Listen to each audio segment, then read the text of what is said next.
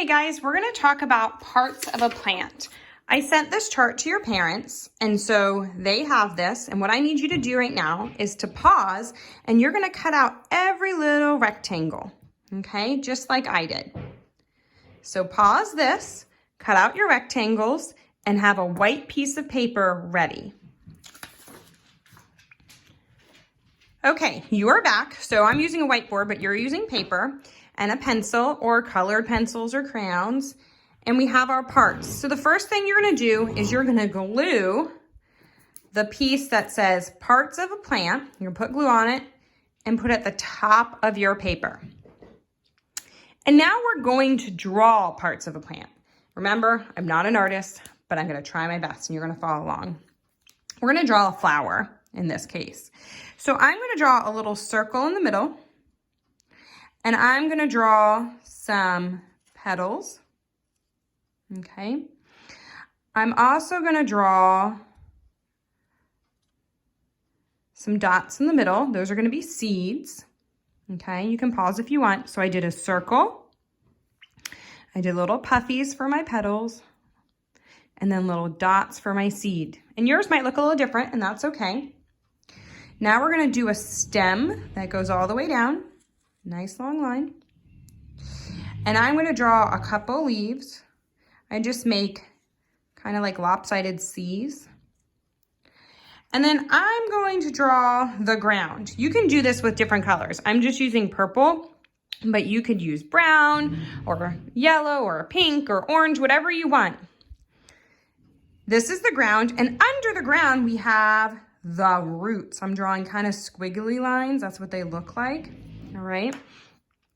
And then we're gonna label it. So when you're done drawing your picture, I want you to pause for a second, and I want you to color. So you might add some brown, much prettier than mine, I'm sure, for the dirt. You might color the leaves green. Also much prettier than mine, I'm sure. I'm gonna color my petals. I'm gonna do pink because Miss Myers loves pink. Yours is gonna look much prettier and take more time. So once you're done coloring, come back. Okay, how does your plant look? I can't wait to see pictures. Tell your parents to email them to me or find me on Marco Polo. All right, we're going to label. So you need a glue stick again.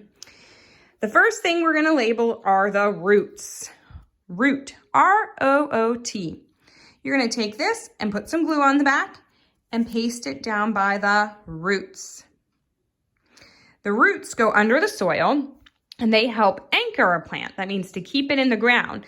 The nutrients from the soil and water from rain get carried through the roots and up to the stem and through the flower.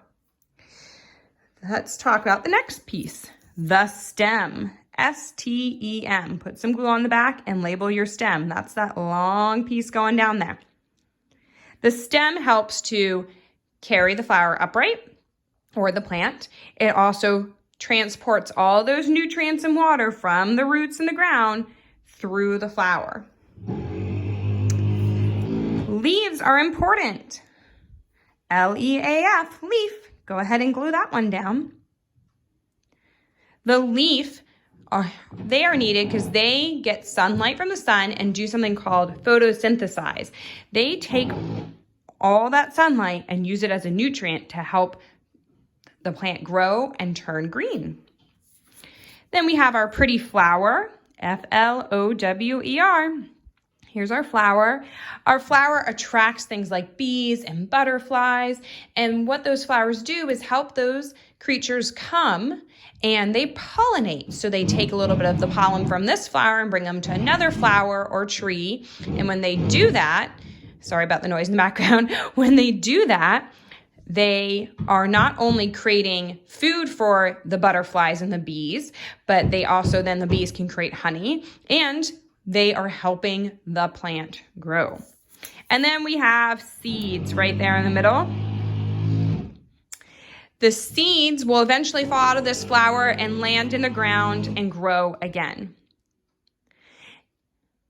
So now you have the parts of your flower.